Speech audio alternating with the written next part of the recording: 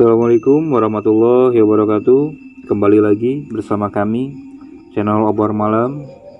Kali ini saya akan melanjutkan cerita dari tragedi kecelakaan dan tetesan jeruk nipis di darah korban.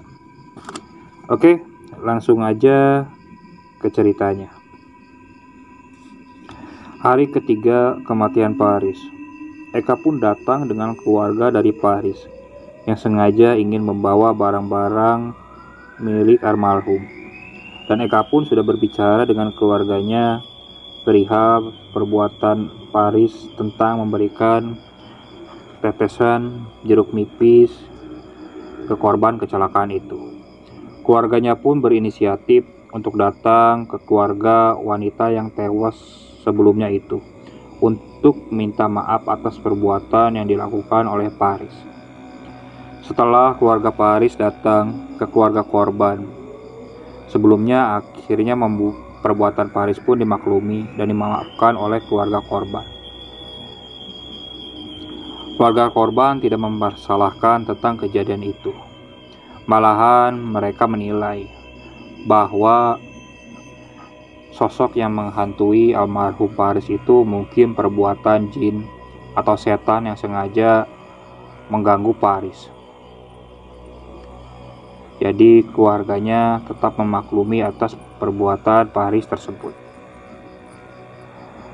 Tak berapa lama setelah keluarga Paris berpamitan dan meminta maaf ke keluarga korban kecelakaan tersebut, keluarga Paris memutuskan untuk menuju kosan Paris. Di perjalanan, keluarga Paris bertanya kepada Eka, "Kak, di mana Paris tewas tertabraknya?" Tanya keluarga Paris. Eka pun berjalan menunjukkan tempat lokasi di mana Paris tewas. Lokasi Paris itu tewasnya sama dengan tewasnya yang kecelakaan itu, yaitu Mbak Nur. "Bu, Pak," ucap Eka menjelaskan. "Bagaimana kejadian itu?" tanya keluarga Paris. "Malam hari setelah saya pulang dengan Tio, saya mencari Paris yang tak ada di kosannya. Sedangkan di tempat Tio hujan deras, tapi di sini hanya gerimis. Sementara saya tidak menemukan Paris. Akhirnya Tio menemui kerumunan warga. Mungkin aja Paris ada di sana. Namun yang dilihat ternyata yang meninggal tertabrak kereta itu adalah Paris," jawab Eka. "Ya sudahlah, Kak. Terima kasih udah bantu Paris." Tak lama setelah keluarganya membereskan barang-barang di kosan Paris, keluarganya pamit kepada Paris, Tio, dan Mas Gandhi. Tak lama kemudian, Eka langsung menemui Tio dan Paris untuk mengetahui perihal kejadian kematian Paris. Bagaimana seseorang yang penakut dengan sosok korban kecelakaan kereta api bisa ke sana tanpa maksud yang diketahui. "Gimana, Yok?" tanya Eka. Tio hanya menggelengkan kepala, tampak tak dapat jawaban yang pasti dengan kematian temannya itu. "Kita sudah mencari tahu tentang penyebab Paris ke sana, tapi kita nggak dapat jawaban yang pasti mengenai kepergiannya ke sana," ucap Mas Gandhi. Sejenak setelah Tio menggelengkan kepala dan terdiam, dia mulai sedikit berbicara. "Besok kita temui orang pintar itu, Kak," ucap Tio. "Ada apa lagi ya?" tanya Eka. "Bukankah Paris sudah meninggal?" tambah Eka. "Aku nggak tahu. Kita nanti kesana aja," jawab Tio. Berapa pengakuan warga yang coba ditanya oleh Mas Gandhi dan Tio. Kebanyakan mereka mengatakan bahwa Paris tewas karena bunuh diri. Walaupun ada beberapa warga yang beranggapan bahwa Paris dibisik sesuatu untuk datang ke sana, atau diajak oleh seseorang yang tak terlihat untuk menemaninya ke dekat rel kereta api tersebut. Eka pun mulai merebahkan diri di atas kasurnya. Dia terlihat capek, letih dengan kegiatan yang dilakukannya. Dan akhirnya Eka pun tertidur siang itu. Sementara Tio memutuskan untuk pulang karena Mas Gandhi mulai meninggalkan kamar Eka.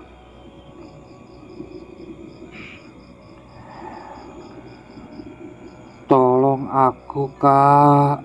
Tolong." Dalam mimpi Eka ketika tertidur. Eka terengah-terengah. Hah, hah, hah. Hingga menarik perhatian dari Mas Gandhi pada waktu itu. "Kak, Kak, bangun, Kak. Kak," ucap Mas Gandhi. Eka pun terbangun sambil berkeringat dan kaget ketika dibangunkan oleh Mas Gandhi. "Apa yang terjadi, Kak?" tanya Mas Gandhi. "Paris, Mas. Paris. Dia meminta tolong di tengah-tengah rel kereta. Dia seperti diseret seseorang yang gak aku kenal. Dan kemudian dia tewas tertabrak dengan orang yang menyeretnya itu," kata Eka. Mas Gandhi mulai menenangkan Eka yang mimpi pada waktu itu. "Mungkin kita masih kepikiran sama Paris, Kak. Wajar kalau itu terjadi padamu. Aku juga sampai sekarang masih gak percaya kalau Paris sudah meninggal," ucap Mas Gandhi. "Kita doakan aja, Kak, agar Paris bisa tenang di sana," tambahnya. Dalam mimpi itu, Paris seperti ditarik secara paksa dari kosannya.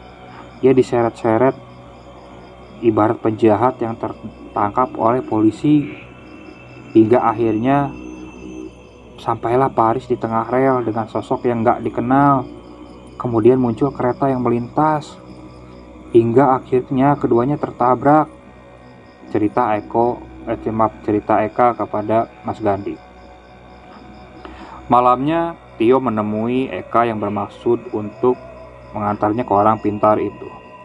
Mereka berharap suasana di dalam kos aman tanpa ada gangguan dari makhluk halus lagi. Karena ini adalah malam pertamanya Eka tinggal di kosan setelah meninggalnya Paris. Sebenarnya Eka tak terlalu takut dengan penampakan. Bahkan dulu Eka sempat bilang kepada Tio dan Mas Gandhi, jika sosok Paris memperlihatkan diri, maka aku akan menanyakan, kenapa dia bisa sampai ke rel kereta api, ucap Eka kepada Tio dan Mas Gandhi. Singkat cerita, Eka dan Tio mulai berangkat ke orang pintar itu. Lalu sampailah mereka di tempat orang pintar itu. "Assalamualaikum, Pak," ucap Tio. "Waalaikumsalam. Ya, ayo masuk," jawab orang pintar itu.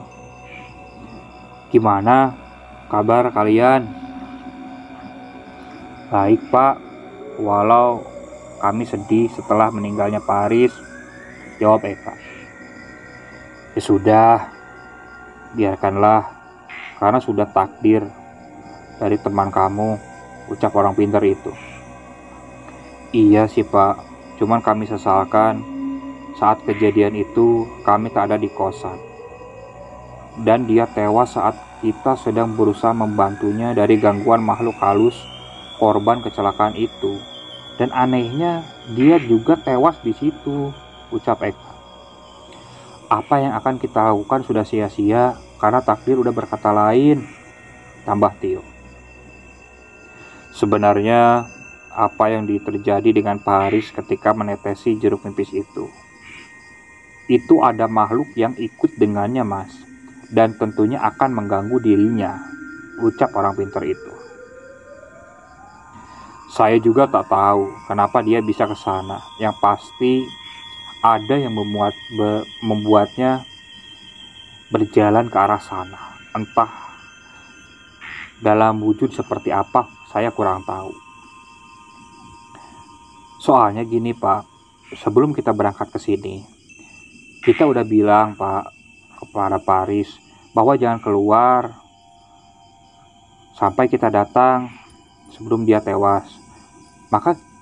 Makanya kita bingung, Pak. Kenapa dia bisa sampai ke sana dan harus tewas di sana?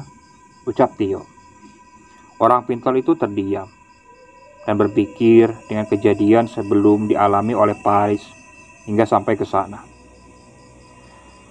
Saya menduga, sepertinya makhluk itu menyerupai kalian, ucap orang pintar itu. Kalian tetap aja kasih air dari daun pepaya itu ke tempat sebelum wanita itu tewas, ucap orang pintar itu. Kapan, Pak, kira-kiranya, ucap Tio. Malam ini, mumpung masih sore. Nanti saya akan ikut kok, jawab orang pintar itu. Baik, Pak, ucap mereka berdua. Tio langsung pamit meninggalkan rumah orang pintar tersebut dan menuju ke rumahnya yang kebetulan gak terlalu jauh dengan rumah orang pintar tersebut untuk mencari daun pepaya. Akhirnya mereka langsung mencari daun pepaya dan langsung dilarutkan ke dalam air dan kemudian disiramkan di lokasi kejadian tewasnya perempuan yang sebelumnya ditetesi oleh jeruk nipis oleh almarhum Paris. Karena kebetulan lokasi tersebut sama persis dengan lokasi kejadian tertabraknya almarhum Paris sendiri. Singkat cerita, hingga sampainya mereka bertiga di kosan. Di sana sudah ada Mas Gandhi yang ternyata menunggu kabar dari Eka dan Tio. Ini Mas Gandhi, Pak, teman satu kos kita, ucap Eka. Ya sudah, nanti temani kita ke rel ya, ajak orang pintar itu ke Mas Gandhi. Oh iya, Pak, jawab Mas Gandhi yang sedikit kaget dengan apa yang mau dilakukannya. Oke, sebelum berangkat ke sana, kalian wudhu dulu biar semuanya lancar, suruh orang pintar itu. Kamu nanti menemani saya dan Mas Gandhi nanti yang mengamati kita, ucap orang pintar itu sambil menatap Eka dan Tio. Mereka langsung melaksanakan perintah orang pintar tersebut. Suasana memang belum terlalu malam, tetapi dengan kejadian kecelakaan itu, entah kenapa suasana menjadi sepi dan warga enggan untuk melakukan aktivitas di luar rumah malam-malam. Termasuk Bu Harti, sang penjual nasi di warung itu, yang menutup warung dagangannya setelah jam 10 malam. Dan Pak Rahman yang sedikit lebih sore menutup kios bensinnya. Eka dan Tio menemani orang pintar itu di lokasi kejadian. Sementara Mas Gandhi disuruh agak lebih jauh dari mereka. Mas Gandhi yang lebih tua hanya disuruh mengamati apa yang dilakukan oleh Eka dan Tio dan orang pintar itu. Sesekali Mas Gandhi tengok ke kanan dan kiri dengan kondisi di sekitar. Sementara Eka fokus dengan apa yang dilakukannya bersama dengan Tio di lokasi tersebut. Dan gak lama kemudian, di antara kesibukan mereka bertiga di lokasi kejadian, di antara mereka bertiga ada sosok lagi, yaitu penampakan sesosok wanita. Dan sosok itu terlihat duduk di antara Eka dan Tio. Dan kemudian disiramilah dengan air dari daun pepaya itu. Mas Gandhi sempat terkejut dengan apa yang dilihatnya itu. Kemudian Mas Gandhi juga melihat ada sosok yang menyerupai Paris yang muncul dengan berjalan tanpa menapakkan kaki di tanah di tengah-tengah rel. Sosok itu kemudian berdekat ke 3 orang di lokasi kejadian. Dalam hati Mas Gandhi, semoga saja sosok itu tak menuju ke dirinya. Mas Gandhi seperti tak kuat dengan apa yang dilihatnya. Namun, sosok itu lalu melihat ke dirinya dan kemudian melambaikan tangannya, seperti mengajak Mas Gandhi untuk menuju rel itu. Sedangkan Mereka bertiga yang di lokasi kejadian itu seperti tidak melihat atau seperti tak ada apa-apa. Mereka cukup tenang dan fokus dengan apa yang dilakukannya. Padahal menurut Mas Gandhi, jarak antara sosok penampakan itu sangat dekat dengan mereka bertiga. Sekelebat Mas Gandhi melihat sosok yang menyerupai Paris itu.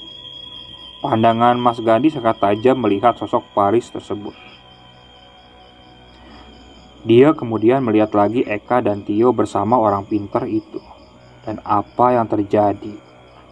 Mas Gandhi dibingungkan dengan kedua wujud yang menyerupai Eka. Hah? Kok Eka ada dua? Ini Eka yang asli yang mana? Ungkap bisik Mas Gandhi dalam hati. Mas Gandhi berusaha untuk tenang. Bagaimanapun, dia harus mematuhi kata-kata orang pintar itu untuk mengamati mereka. Dan tentunya, jika ada kereta lewat, dirinya bisa memberitahu mereka. Jika saja mereka bertiga terlena dengan apa yang dilakukannya. Kurang lebih setengah jam yang sangat lama bagi dirinya. Kemudian Mas Gandhi melihat Eka dan Tio dan orang pintar itu sudah selesai. Namun dia masih saja melihat sosok yang menyerupai Eka dan sosok Paris yang di tengah rel. Menurut Mas Gandhi, waktu yang paling menakutkan bagi dirinya ketika melihat sosok Paris itu berbalik arah dan menatap dirinya dengan tajam, dengan wajah yang muram, sedih, dan penuh dengan ketakutan. Orang pintar itu menggandeng tangan Eka dan Tio di kanan dan di kiri. Sepertinya dia tahu kalau ada sosok yang menyerupai Eka yang muncul di antara mereka. Gak lama kemudian,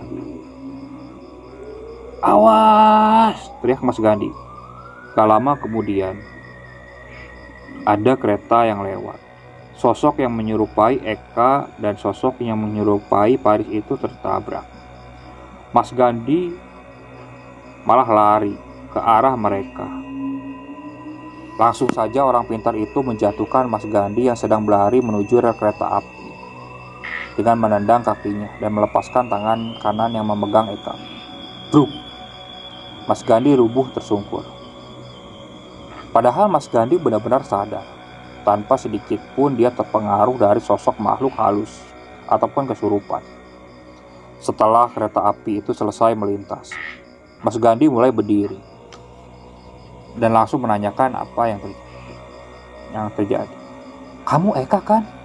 Kamu Eka yang asli kan?" Sambil menepuk lengan Eka. Eka nampak bingung dengan pertanyaan Mas Gandhi. "Iya, ini Eka." "Sudah, ayo kita pulang," jawab orang pintar itu. "Aku melihat Eka tertabrak. Aku lihat Paris ketabrak," ucap Mas Gandhi shock. "Mas, tolong gandeng dia," suruh orang pintar tersebut kepada Tio. Mereka pun akhirnya sampai di kosan mereka. Orang pintar itu langsung mengajak mereka ke kamar mandi untuk membasuh muka, tangan, dan kaki mereka. Konon katanya untuk menjaga agar tidak ada makhluk yang menempel kepada mereka. Setelah selesai, mereka masuk dan duduk bersama di dalam kos. Orang pintar itu akhirnya menjelaskan satu persatu kejadian yang baru saja mereka alami. "Udah, kalian tenang," suruh orang pintar itu. Sejenak Eka dan Tio memandang Mas Gandhi yang sepertinya masih shock. Tapi tadi," ucap Mas Gandhi terbata-bata. "Aku tahu, udah, tenangkan dirimu," ucap orang pintar itu. Mas Gandhi pun langsung diam, sementara Eka dan Tio saling memandang kebingungan. "Kamu lihat Eka kan?" "Maksudnya sosok yang menyerupai Eka," ucap orang pintar itu. "Iya Pak, saya sebelumnya melihat sosok wanita. Saya yakin itu sosok wanita yang tewas di situ. Kemudian ada sosok yang menyerupai Paris mendekati kalian, dan sekelebat sosok wanita itu hilang, diganti dengan sosok yang menyerupai Eka. Anehnya, sosok yang menyerupai Eka itu seperti ikut membantu kalian. Makanya saya nggak bisa ngebedain mana Eka yang asli. Jadi saya lari ke rel untuk memastikan apa yang tertabrak itu Eka yang asli apa bukan, ucap Mas Gandhi. Aku sudah tahu, makanya aku gandeng mereka, jawab orang pintar itu. Eka dan Tio masih kebingungan dengan apa yang dialami oleh Mas Gandhi. Jadi gimana maksudnya, ucap Eka. Sudah, mungkin tidak akan terjadi apa-apa lagi dengan kalian, ucap orang pintar itu. Malam itu Tio pamit untuk pulang, meninggalkan Eka dan Mas Gandhi bersama orang pintar itu. Tio masih memendam rasa penasaran apa yang dialami oleh Mas Gandhi. Sebenarnya dia ingin sekali bermalam di kosan Eka, tapi karena harus mengantarkan orang pintar itu, akhirnya Tio pun pulang. Sementara Eka masih kebingungan dan Mas Gandhi masih sedikit kaget dan takut dengan kejadian yang dialaminya. Rasa penasaran Eka langsung ditumpahkan ke Mas Gandhi dengan beberapa pertanyaan. Kenapa Mas? Ada apa kok bisa sampai Mas Gandhi tegang dan kaget? Tanya Eka. Tadi Kak, aku lihat sosok penampakan wanita yang duduk di antara kalian. Kemudian aku lihat lagi sosok yang menyerupai Paris. Wajahnya terlihat murung, pucat, dan seperti sangat ketakutan, jawab Mas Gandhi. Dan ketika aku melihat sosok Paris, sosok dari wanita itu menghilang dan berganti sosok yang menyerupai kamu, Kak, tambah Mas Gandhi. Bagaimanapun kita harus tetap tenang, Mas. Semoga teror itu tak mengganggu kita. Aku juga bingung, kenapa kita tadi menyiram air dari daun pepaya, sementara Paris sudah meninggal. Dan Mas Gandhi tahu sendiri, hanya dialah yang mendapatkan teror dari hantu yang penasaran itu, jawab Eka. Mas Gandhi mulai cemas dengan kejadian itu. Dia berharap teror itu tidak berlanjut kepada dirinya, karena yang dialami Mas Gandhi adalah pengalaman pertamanya dia melihat makhluk halus. Setelah berganti Mas Gandhi melihat sosok itu, Eka mulai tanda tanya terhadap sosok itu. Apakah nantinya menghantui seperti apa yang dialami oleh Paris? Di sisi lain, Tio timbul penasaran dengan orang pintar itu tentang menyiram air dari daun pepaya itu. Sedangkan Paris sudah tewas.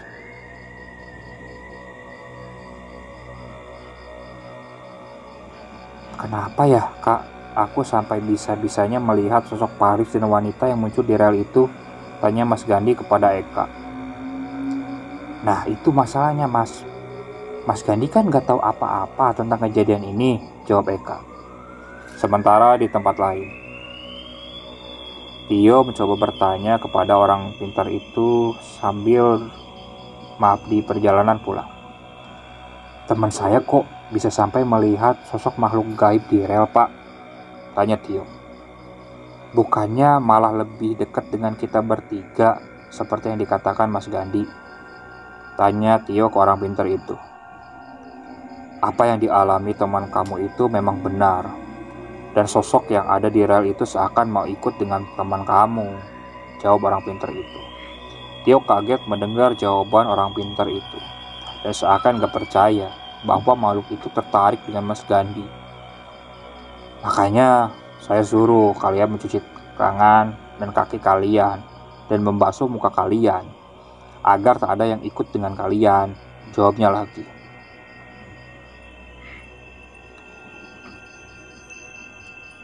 Besok paginya, Tio melakukan aktivitas seperti biasanya dengan bekerja bersama Eka. Di sela-sela istirahatnya, dia mengobrol dengan Eka tentang apa yang dibicarakan dengan orang pintar itu. Jika ke rel itu malam-malam, kemungkinan akan ada makhluk yang mengikuti kita kalau kita tidak mencuci kaki dan tangan atau membasuh muka. Namun, ternyata hal itu disalahartikan oleh Eka. Dia malah antusias dengan obrolan itu, hingga dirinya berminat ke sana malam-malam, agar makhluk penunggu rel itu menempel dengan dirinya. Tentunya agar Eka tahu penyebab tewasnya Pak Haris. Jika sosok itu memperlihatkan wujudnya ke Eka. "Yuk, bagaimana jika nanti kita ke sana malam-malam?" pujuk Eka. "Kalau ada sosok yang ngikutin kita, atau kita ngelihat sosok itu, gimana?" ucap Tio ke Eka. "Ya, kalau ada sosok yang ngikutin atau menampakkan ke kita, mungkin aja kita bisa tahu penyebab tewasnya Paris," ucap Eka. Tio terlihat bingung dengan ide dari Eka yang terlalu berani ke rel itu malam-malam. Namun hal itu langsung dibantah oleh Tio. "Gak kak, jangan sampai kayak gitu. Jelas gak mungkin kak. Kita nanti yang terpedaya oleh sosok penunggu di situ," jawab Tio nggak setuju. Eka langsung terdiam setelah mendengar jawaban dari Tio. Dia pun mengurungkan niatnya. "Ya udah, yuk." Sore harinya, ketika Eka pulang dari bekerja, dia menemui Mas Gandhi untuk mengajak temannya tentunya melewati rel tempat kejadian Paris tewas. Dengan alasan Eka takut ke sana sendirian. Mas Gandhi sebelumnya belum tahu jika Eka itu hanya ingin mengajaknya ke rel. Eka memang benar jika mengajak teman kerjanya. Tapi Eka seperti sengaja mengulur waktu pulangnya agar melintas rel itu malam-malam, berharap sosok penunggu rel itu mengikutinya. Singkat cerita, ketika malam tiba, "Kak, ayo pulang, udah jam 9 lebih," ajak Mas Gandhi. "Bentar lagi mas," jawab Eka seperti mengulur waktu. "Aku pulang sendiri nih," ucap Mas Gandhi. Akhirnya mereka pun pulang dengan berjalan kaki. Eka tak biasa membiarkan Mas Gandhi pulang sendirian. Dirinya juga masih teringat dengan Mas Paris. Setelah mereka sampai untuk melintasi rel kereta api, Mas Gandhi sengaja melihat dari kejauhan dulu untuk meyakinkan bahwa tempat itu aman dari kereta lewat. Sementara Eka masih mencoba untuk mengamati di sekitar tempat kejadian. Kali aja dia melihat sosok yang dibicarakan oleh Mas Gandhi menampakkan diri. Setelah sampai di dekat rel, "Kok gak muncul ya? Seperti yang Mas bilang kemarin," ucap Eka. Mas Gandhi langsung kaget dengan ucapan Eka. Soalnya kemarin Mas Gandhi melihat sosok penampakan yang menyerupai Eka. Dia takutnya yang di samping Mas Gandhi itu bukan Eka yang asli, melainkan sosok yang menyerupai Eka. Walaupun dia tahu pasti bahwa itu Eka yang asli, karena dia yang mengajaknya tadi sore setelah pulang kerja. Mas Gandhi langsung bergegas lari. Dia meninggalkan Eka. Tapi setelah 50 meter, Mas Gandhi menoleh ke belakang untuk memastikan Eka juga lari mengikuti Mas Gandhi. Ketika Mas Gandhi melihat ke arah Eka, ternyata ada dua sosok Eka yang di rel kereta api dengan wujud yang sama, memakai baju yang sama. Yang membedakan dari dua Eka tersebut adalah yang satu di tengah rel kereta api, yang satunya lagi telah melewati rel kereta api. "Kak, ayo cepat!" teriak Mas Gandhi panik. Di saat kepanikan yang dialami oleh Mas Gandhi, untungnya dia masih bisa menguasai dirinya tentang apa yang dilihatnya. Kecerdasan Mas Gandhi dalam mengatasi keadaan. Dan sebelumnya dia sudah dikasih tahu tentang sosok yang menyerupai dirinya dari Paris. Dia bisa tahu mana Eka yang asli dan mana Eka yang penampakan. Menurut Mas Gandhi, Eka dari sosok penampakan itu wajahnya pucat, bahkan sangat pucat, hampir seperti mayat yang berdiri. Walaupun sosok itu menyerupai Eka. Tak lama Eka yang asli datang mendekati Mas Gandhi. Dan Mas Gandhi langsung menjambak rambut dari Eka. "Lihat tuh, lihat tuh," ucap Mas Gandhi sambil marah dengan apa yang dilakukan Eka. Kemudian Eka menengok ke arah rel. Eka pun tak melihat apa yang dilihat oleh Mas Gandhi. "Apa, Mas? Gak ada apa-apa," jawab Eka. "Ayo pulang," ucap Mas Gandhi lagi. Mas Gandhi dan Eka segera menuju kamar kos. Dia menenangkan diri dengan kejadian yang baru dialami. Dia merasa memang ada penunggu di rel itu, seperti apa yang dikatakan oleh beberapa warga yang kebetulan mengalaminya. Mas Gandhi langsung menuju kamar mandi untuk menyuci muka. Pada waktu itu, dia hanya sedikit jengkel dengan apa yang dilakukan oleh Eka. Kemudian Mas Gandhi pun mengusap mukanya dengan sabun mandi sambil merem tanpa melihat karena wajahnya masih dipenuhi oleh sabun. Dan setelah membilas wajahnya dengan air yang sedang dan segera melek dan membuka matanya. Dan saat dirinya menengok ke kanan, tahu-tahu di samping Mas Gandhi ada sosok perempuan yang sedang menunduk dengan semua rambut yang menutupi mukanya. Karena Mas Gandhi sedang berada di kamar mandi, sosok itu sangat dekat sekali dengan dirinya.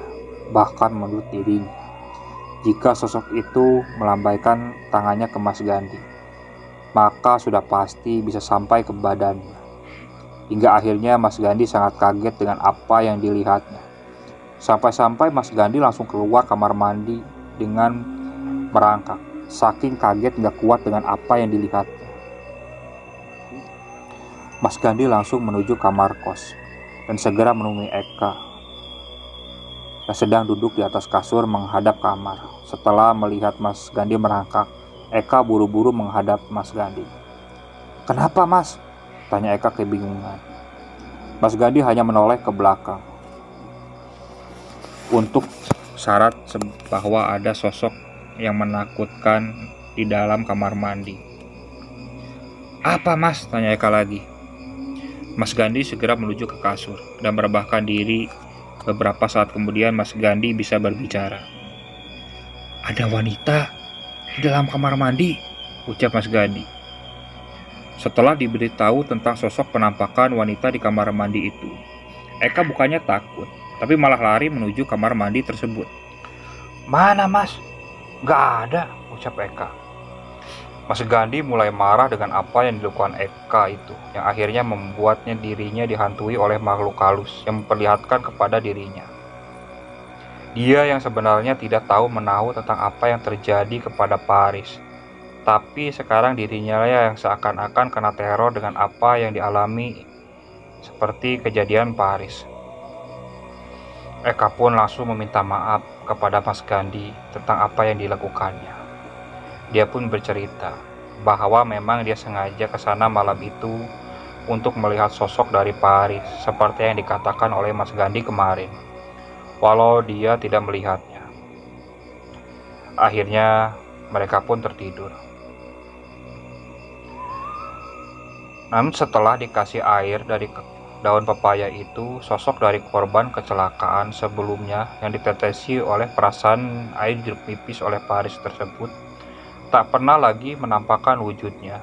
Seperti sebelumnya terdengar menangis ataupun merintih atau mengganggu warga yang kebetulan lewat.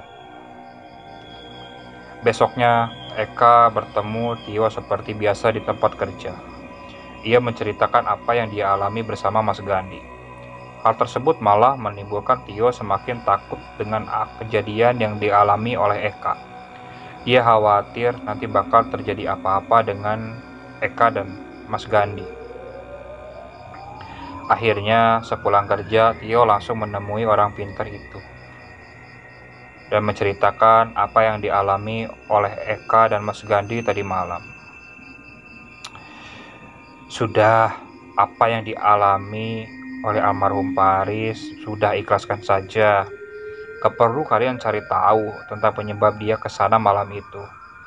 Suruh temanmu Eka itu berhenti kalau nggak mau bernasib sama seperti almarhum. Takutnya dia malah terperdaya oleh makhluk halus penunggu di sana," ucap orang pintar tersebut. Dia pun akhirnya menyarankan Eka untuk mencari kos yang dekat dengan rumahnya. Akhirnya setelah 7 bulan meninggalnya almarhum Paris, Eka pun pindah kos dekat rumah Tio. Oke, sekian untuk cerita kali ini. Mohon maaf apabila masih banyak kekurangan dalam pembawaan cerita. Kritikan dan sarannya sangat kami tunggu. Tetap support channel Obor Malam. Assalamualaikum warahmatullahi wabarakatuh.